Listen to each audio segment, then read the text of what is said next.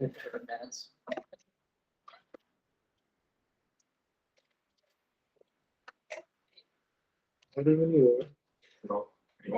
All right. Welcome, everybody, to March 9th library meeting. We are going to go directly to the minutes from January 12th.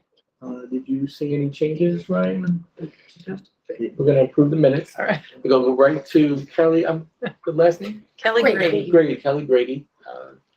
library facilitator. Thank you. I'm Kelly Grady. I'm the library facilitator and staff developer for the district. I'm also the middle school librarian at Meadow Hill. So this presentation is just a kind of a quick overview of our curriculum and the curriculum we've been working on developing over the past year and a half. So if you could just go to the next slide. Thank you. All right, so the curriculum that we follow here in New York State is called the Empire State Information Fluency Continuum. And it's a continuum that stretches over grades pre-K through 12. And it was developed by Barbara Stripling. She was the former head of the New York City School Library Program, which is a nationally, internationally recognized program, which I started out in. And she is now professor emeritus at Syracuse University. And she's just the leader in the field. Mm-hmm. So there are 4 basic tenets to it. There is inquiry and design thinking, multiple literacies, social and civic responsibility, and personal growth and agency. And there is a statement. There is an I am, there's a we are statement that goes along with each of those 4 tenets or anchor standards that embody the continuum. So we can go to the next slide. Okay, so thinkers and designers. This is one of my favorite ones personally. So what I did was put together just photos so you could see the children using their inquiry and design skills in action across the district. So if you can just move to the next slide. Okay, this is the inquiry cycle. Okay, it begins with the connect and wonder stage, and then it just goes around in a circle through investigate, construct, express, and reflect. And it's, if you look at it, it is the most logical way to develop an inquiry line and research projects. And we are teaching this to our students from kindergarten. All right, so you can see some design thinking in action. These are my students at Meadow Hill. We have several centers. We do a lot of center-based learning.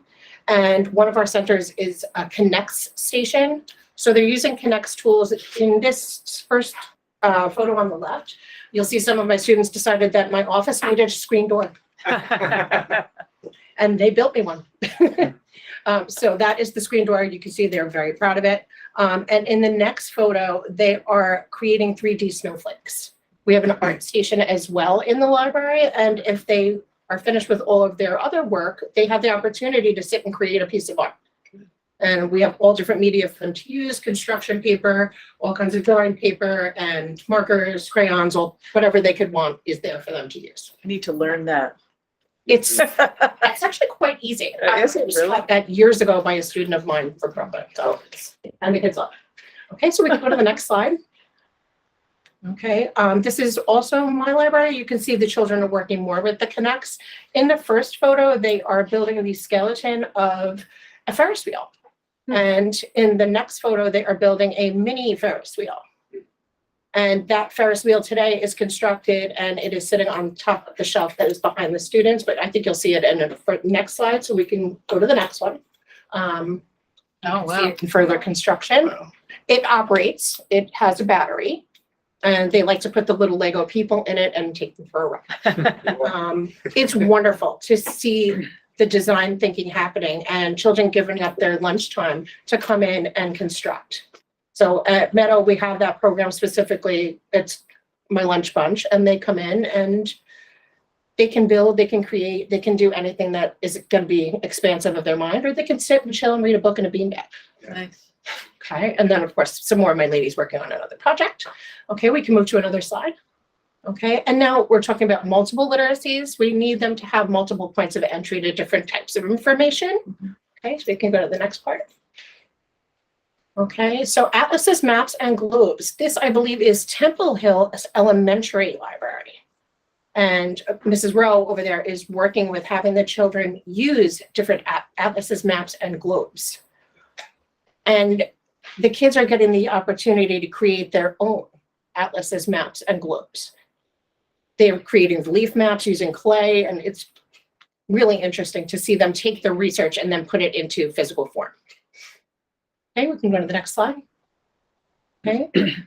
Also, another thing that we want them to stimulate is word game play. Okay, so here they're working with Boggle, they are working with Scrabble, and just having a good time. Okay, next slide, please. Okay. They're enjoying literacy activities in multiple formats. Again, you see students are just sitting on beanbags, they're relaxing and they're reading a book. Sometimes they just want to take a beanbag into the corner and have a little time out. Here you see two students are collaborating. Okay, next slide, please. Okay, this is a book club, another literacy, and this is happening at NFA Maine, I believe. Mm-hmm. Yes. Pretty area, reading. Yeah, it's been great since the pandemic is kind of over, that we've been able to bring that back in. You see Mr. Baez there. He's one of our new librarians, and he's leading that book club session. Okay, next slide, please. Okay, and a big part of what we're teaching them is the social and civic responsibility, digital literacy.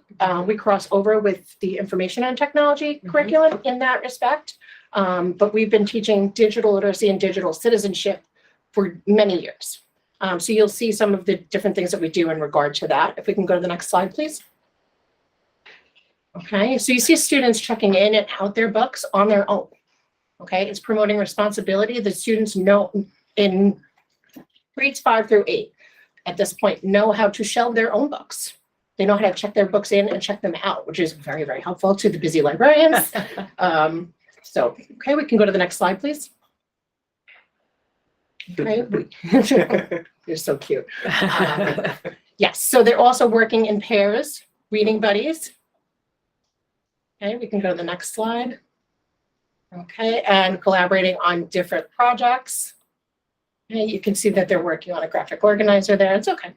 You can go to the next one. Okay, and one of our favorite things to do is the social and emotional learning through gameplay. I feel like, I mean, it's anecdotal. I don't have a ton of data to support what I'm saying right now, but our students have lost a lot of their social skills, unfortunately, due to the pandemic and not being together, and having them have the time to sit and play a game and learn how to make eye contact and have a conversation and be polite and use their school manners, you know, school language is so, so helpful. And we're seeing great results. Okay, we can go to the next one. Okay, so this is diversity and library citizenship on display at NFA. Okay, and you can see some of the diverse titles that we have. Okay. We also had a display at Meadow that I didn't include in this, but we can go to the next slide.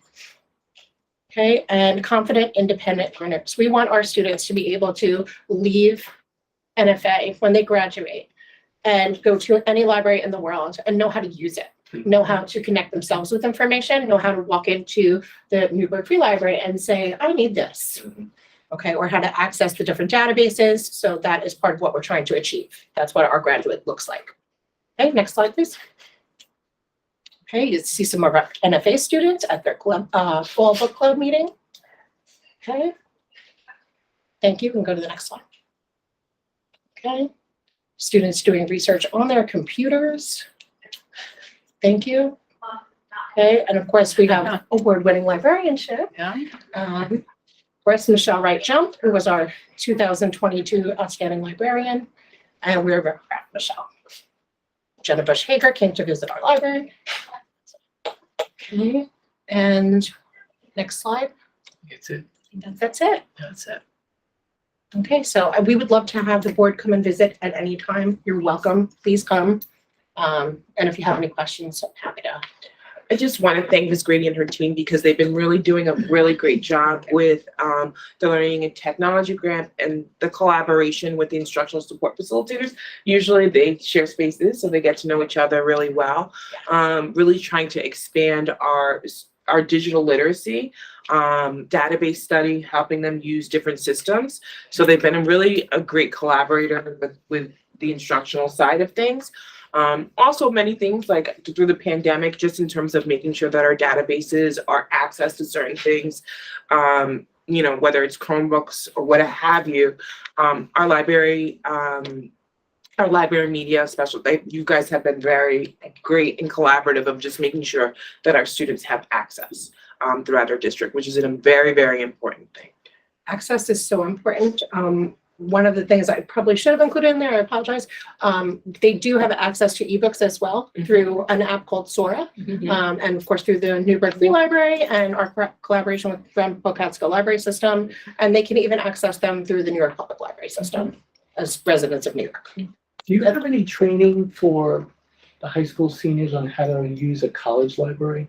Do you have any trips to local colleges? I am not sure, but I'll get back to you on that one.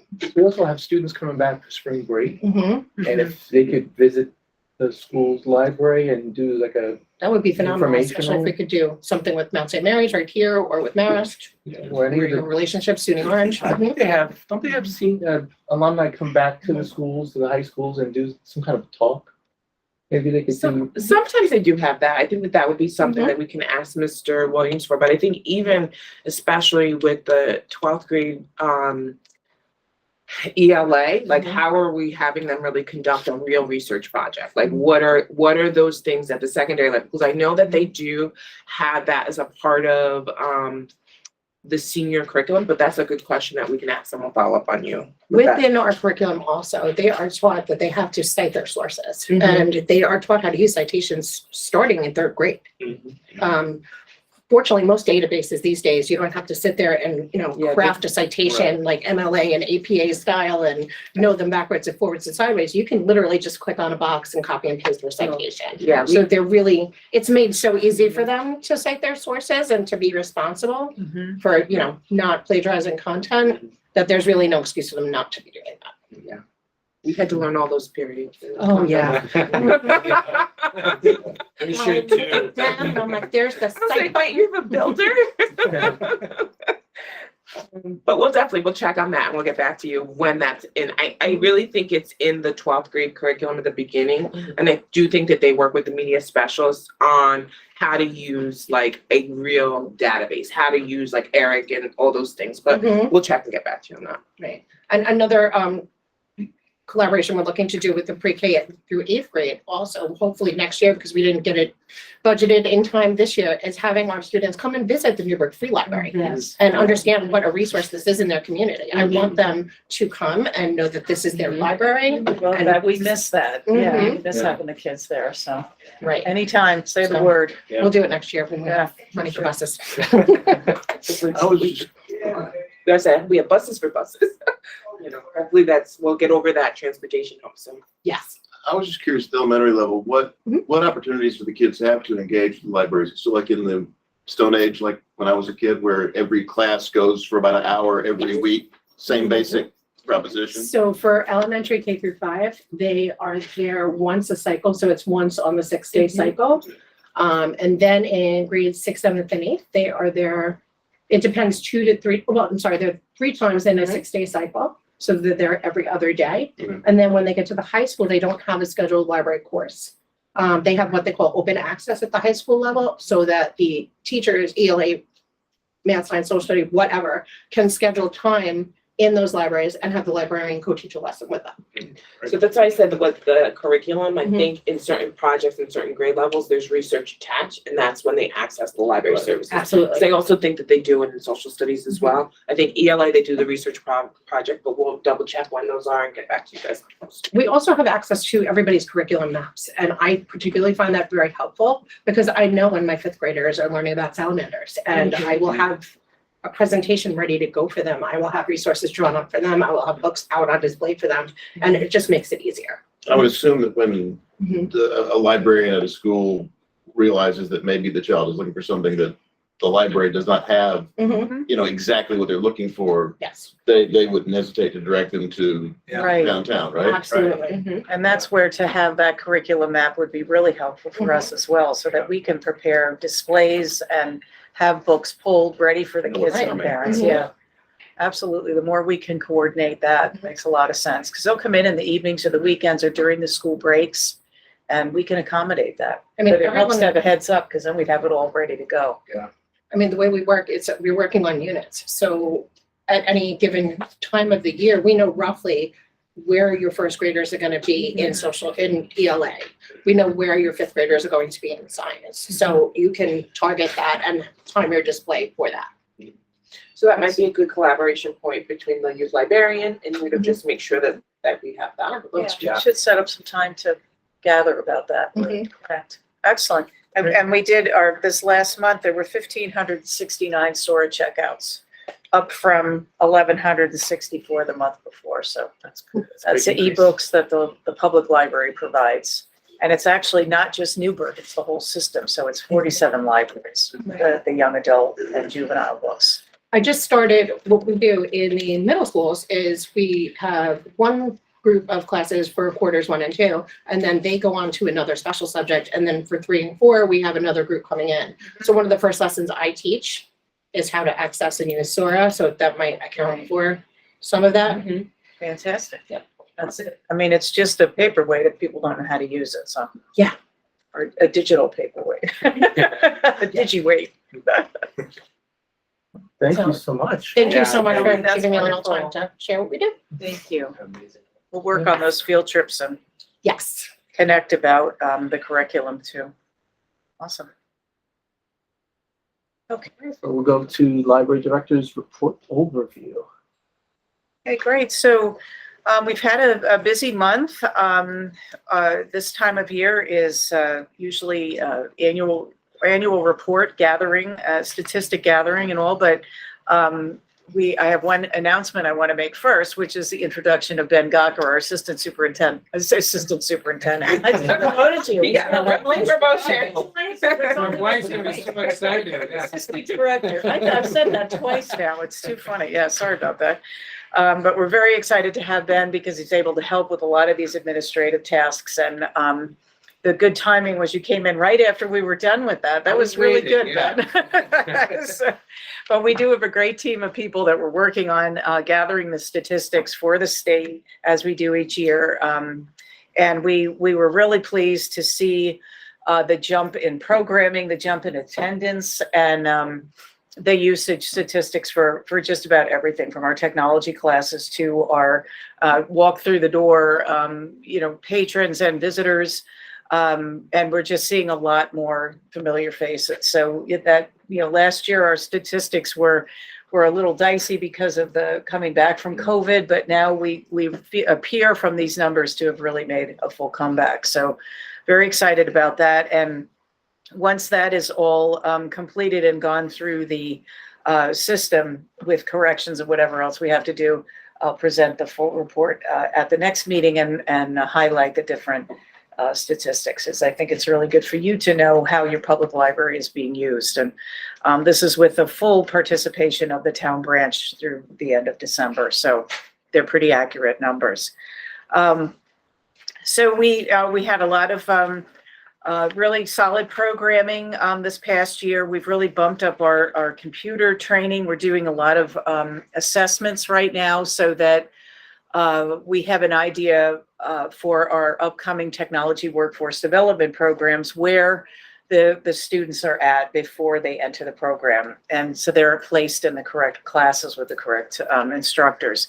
So as it's known as the CFA Consolidated Funding Application Technology Workforce Training, that is, we're in the beginning stages right now of that. So some of those numbers are reflected in there. We've had a lot going on in our tech hub, or hub as we like to call it, because that is a new community space. So we've had Pilates, as you can see. This is in lieu of the computer classes taking over the whole room, which is about to happen next month.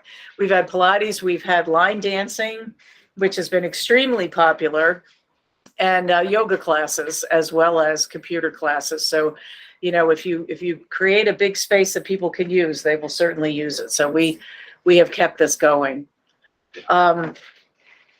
As we move on, we've done some great outreach.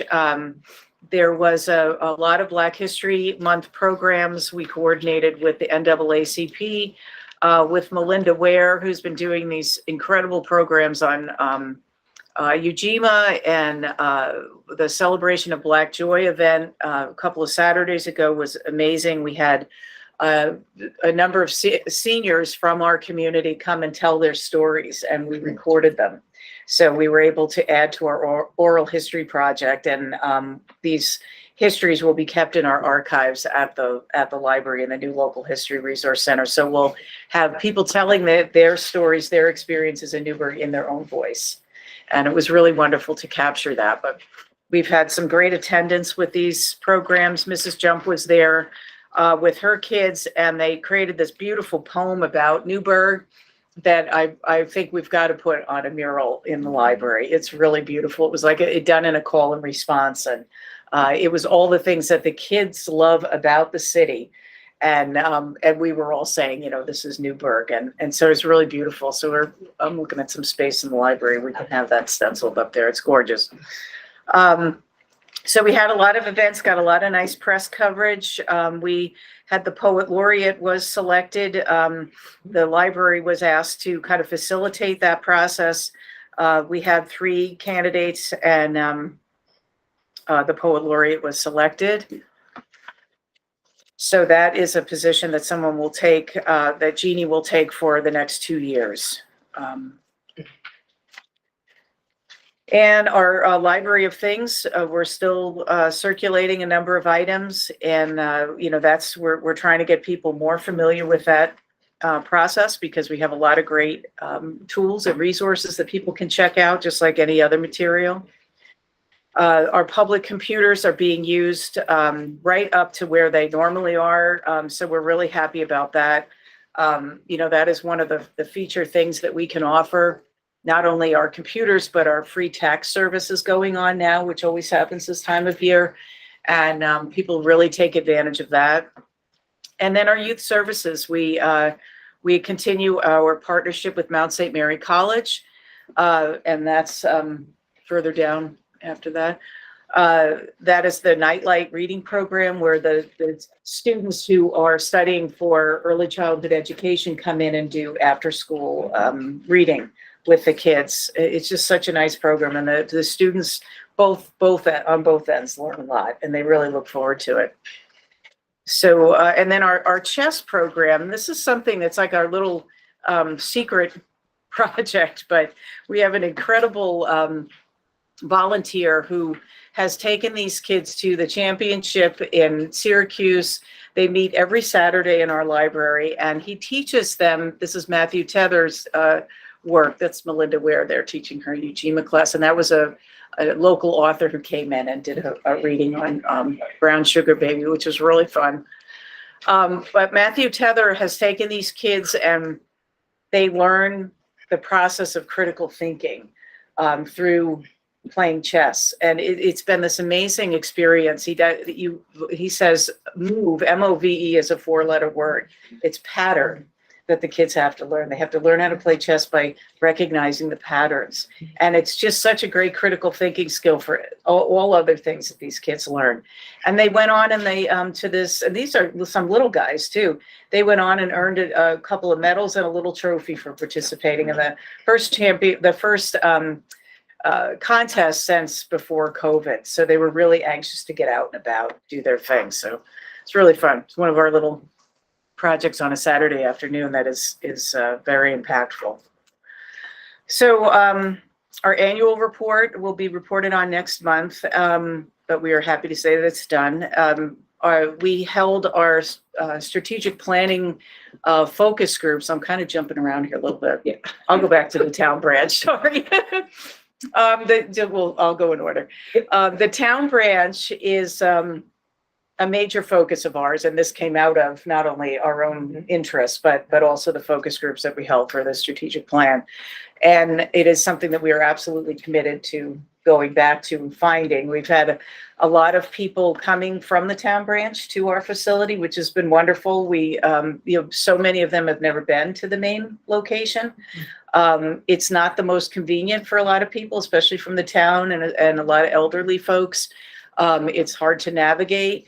So it was, it's been very clear to us that finding another location is critical, and that's the process that we're in right now.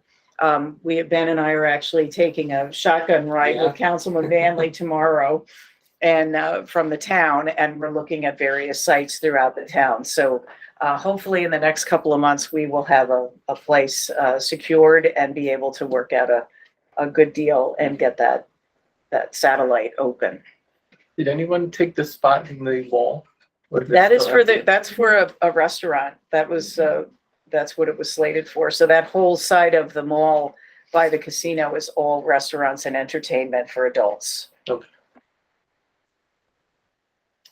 The workforce training program, that is, we've got that whole contract done now, and we're ready to rock and roll. We've got the classes set up. As I mentioned, the assessments are being done, the calendar is developed, and we have over 45 students already registered for this, which is great. And they're really thrilled about having the opportunity to learn specific skills and in a non-threatening kind of comfortable environment. And a lot of people are apprehensive about taking technology training classes. They don't want to feel like, they're the one with the least amount of knowledge in the room. But there's a lot of people in the same boat, and we want to make sure that everybody understands that this is for people to learn in an encouraging environment, and it's not something to be intimidated about. And these are all free, so we're able to provide these through this great grant opportunity that we received from the New York State Department of Labor. Construction update. We finally got the decals on the windows of the two brand new spaces. So our local history resource center and our technology hub are now identified for placemaking purposes. And we're looking to get some nice prints on the wall. And then the project will be completely finished on for those two rooms. And we will be having a ribbon cutting on Thursday, April 27th at 11 o'clock. If you're able to make it, I know it's an awkward time, but we couldn't do this in March because the legislators are in session and they're working on the budget, and they wanted to attend this. So we have some sprucing up that we need to do, but we're really excited about these two new spaces. The public's been really responsive. And the next phase of this, and just a brief explanation of what the construction grant is all about, is when we apply for New York State Department of Library Development construction aid, we get bids for a certain number, and then we add that into the pot with all the other libraries that are also vying for these funds. And then RCLS, who is the filter from the state, they accept all the money. They divvy it up according to need and opportunity for the different libraries. We are one of I think it was 12 other libraries that were looking for funds, and the funds are not as much as they were years ago. And every year we're sort of on the chopping block. So our award is determined on the amount of money that we put in the kitty for our portion of the project funds. So unlike some other opportunities, when you come in under budget, you're like, oh, this is great, we're under budget. But in this case, we have to spend the money that we said the project was going to cost. And so we still have another $243,000 that we need to spend to get up to that amount. And what we're going to do with that, I'm going to be amending this project that we worked on, and it can be amended if it's part of the project that we just worked on. It can't be a completely different idea. So we're creating a workroom for the local history resource center adjacent to the new space. And it will be a place where we can gather materials, digitize materials, be able to spread out, sort through donations, and have a place, a nice temperature-controlled space for storage. And that way, the new space that we've created stays as a study area, a display area. You know, it's clean and, you know, attractive and informative with all the displays and the information. So we're not done yet. We're almost done, one room away. But that is our project for this coming year that we will. So the construction update, just so that you're aware, will be at the facilities committee because it's just, we have to present it as well. And it'll also be a part of the budget presentation as well. Let's see. And then, so the focus groups, we held them last month. We had really great participation. It was wonderful. Ben wasn't even on board and he was able to attend to get a feel for what the community is interested in. I love when we have opportunities like this where we can ask people what they think. And we had some great ideas, a lot of passion. People really love the library. They love what they see. They love what they feel when they come to a library. There was a lot of passion, as I mentioned, about wanting a town branch because there was a feeling of loss there, but also the willingness to support the library as we move forward. And it was very refreshing to hear, and it was exciting to hear all these new ideas that they had. So we will be compiling that information. Actually, our consultant is compiling it. One of our staff people is having a Spanish focus group on the 15th, and we're going to have that information brought into the scope of the project so that our Dr. Barbakoff, who did the facilitating, will be able to incorporate that material as well. And then we'll have it ready for around April 10th. And then what we want to do is we want to present it during National Library Week in the last week of April. So I'm very excited about having the opportunity to not only have our first real strategic plan, you know, really thought out, well thought out, community focused, and you know, and be able to develop a work plan from that. So we're moving forward. We're excited about the staff that we have on board, the projects that we have on the table, and the incredibly supportive community that we have. Excellent. They're coming back to life again in the library. It is. And you can see you can see the joy in people's faces. And it's just like you were mentioning with the kids. It's that connection, that social connection that we missed. I mean, you don't have to come into the library for any reason at all. You can just come in to sit and look at this gorgeous view. And that in and of itself is therapeutic. And we understand that, you know, because that we are all coming back out of that darkness, and the, you know, the laughter, the joy, the participation in the programs, the kids that are coming in, the story time, the story room has all of a sudden become incredibly cramped. And we had like 40 kids there the other day. A lot of new families. Children in that picture. Yeah, a lot of new families in the area as well. So very exciting. You know, it's a new chapter, and you know, to pun intended, I guess, but really fun. And the staff, I think, is really motivated about, you know, heading into this place and trying new skills. I thought of another question for you. Sure. I know Meadow Hill has a large autistic program, right? We do, yes. Mhm. Do you have any library programs that are geared towards autistic children? I teach it. Okay. Yes. So what's So the we do. program like? Okay, so when they come in, we teach them exactly the same things that we teach our neurotypical children, but it is just broken down a little bit more. So we teach them first, starting when they're little, how to handle a book. We teach them directionality, turning pages right to left, or pardon me, left to right. And I have an autistic child as well at home. My son is 11 and he likes to shred paper. So we teach them how to take care of a book, and we teach them not to shred the paper. Depending, of course, on their reading level, we start introducing them to, you know, wordless books. We give them complete picture books. Then they start working their way up. They are taught how to look and browse and select a book for their own. So I, of course, am a middle school librarian and I teach the 5, 6, 7, 8 groups. And they come to me as a combined group. And again, it's differentiated to their ability level.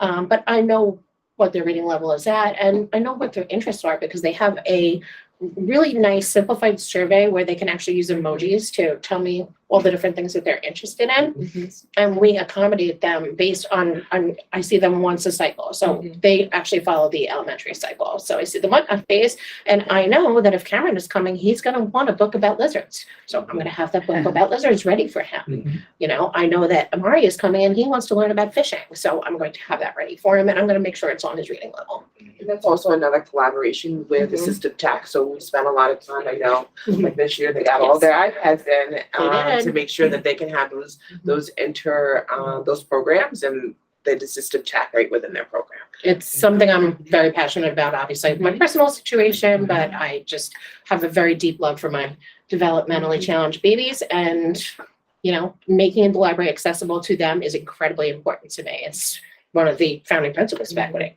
Do we have anything like that? And I was just saying, we have two group homes that come in pretty regularly and most delightful folks. And, you know, we've gotten familiar with the different likes and interests and the sizes of the books is a big thing. But just being able to create opportunities to have them feel welcome, to give them a space where it's set up and ready to go for them.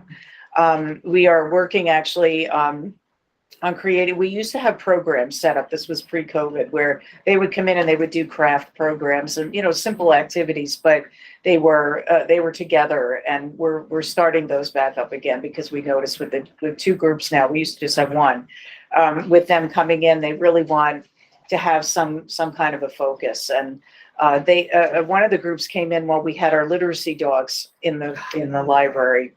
And that was everyone just melted because they were just right on the floor with the dogs. And so we said, well, let's schedule a time where we can actually have the dogs just for you guys. Otherwise, we got a lot of little kids running around and that can kind of be disconcerting. So we're working on that as well. But yeah, and you know, in any case, I'd really like to consult with you actually on utilizing the space that we have now without much adaptation. Yeah. What can we do to create a comfortable space for autistic kids and, you know, that they know it's there for them? Being aware of their sensory needs is Yeah. huge. Some autistic people are very sensitive to fluorescent light. Right, and that's a problem because we have, Buzz from fluorescence. And for some of them, it is, you know, a clanging horn. Yes. And, you know, so we try to keep that down when they come in. I turn the overhead fluorescent lights off. I have my mood lighting on. Yeah. They enjoy that. Yeah. I have my bean bags for them. Yeah. It's just being aware of their, you know, their diverse needs and making them comfortable and making them understand that this is a place for them too. That's what's nice about the tech hub because we can dim the lights and we can provide an opportunity That's for them in that, perfect. that kind of an environment where they feel comfortable. We had a literacy lizard come to visit my library today. He's adorable. He's our K1 autistic classes lizard. This is Bumpy Nacho. And Bumpy came to visit today and was reading up about his reptile cousins. So, you know. They can read too. Oh, He reads, Mhm. right? Is that programs like that? He's a literacy lizard. Other elementary schools or? I'm not even sure. I know about our Bumpy. Okay. I think some elementary schools, some of that is housed, because I know that like Yes. Gardner Town, they have a, I'm gonna say, I'm thinking gremlin, but that's not what it is. It's a gerbil. They have like gerbils, so they do sensory animals. I know that, there's other service animals that do come in. I know South had one not too long ago, so they do try to incorporate Mhm. that. It's a big SEL piece to have animals and to show that compassion and care, but there's There's an several. autistic program, like, Oh, you no. have that in other elementary schools or it's just No, I yours? think Our autistic program is housed at Meadow Hill. is housed at Meadow Hill. Mhm. The 15-1 classes, so our classes are the 8-1s and the 12-1 classes. 8-1, yeah. Mhm. So the 8-1-2s, the 12-1-2s are housed at Meadow. I believe the 15s are housed, I want to say at Heritage, but I could be Yeah, mistaken. 15-1s are at Heritage, 8-1-2s Bonneville, so there are different buildings depending on what program throughout the different district. But I And on think high that school there's level, a, they are a main. that high school level, they aren't manned, but I think that that's also the strength of the program, because then we can get people that are specialized to really make sure that we have spaces and we have resources to kind of support their disabilities. So having that knowledge base is really good, and being able to get those resources concentrated in one place and making sure the assistive tech, 'cause I know the assistive tech person, even for that program, is housed in district in Meadow Hill to support. So that's kind of how we design it. I know our assistive tech person is there all the time. All the time, consulting every with day. Mr. Reagan. Yep. All the time, every day. So, yeah, Would it be possible to be able to view that class? sure, Okay. absolutely. I would like to see that. That would be great. Yes, my middle school class meets on F days. They are first period, so they come to me starting at 8:35. We'll consult Yeah. Mona to see if we can set something up. Okay, that'd be great. Thank Yeah. you. Mrs. Narani. My pleasure. Good deal. Great, thank you. They're my favorite, don't tell Excellent. So, Yeah. our next meeting is sometime in April, we don't, it's first week of April, maybe? No, I think it's after. Yeah, it's after. Oh, it's after because of the break? It's after the April break. 13th Okay. at 4. All right, so, right, thank you very much. All right, thank you, everybody. you. Thank you. Have a good break. Have to meet again. Thank you. too. Take good care. You too. Come visit. Yes. That's my last-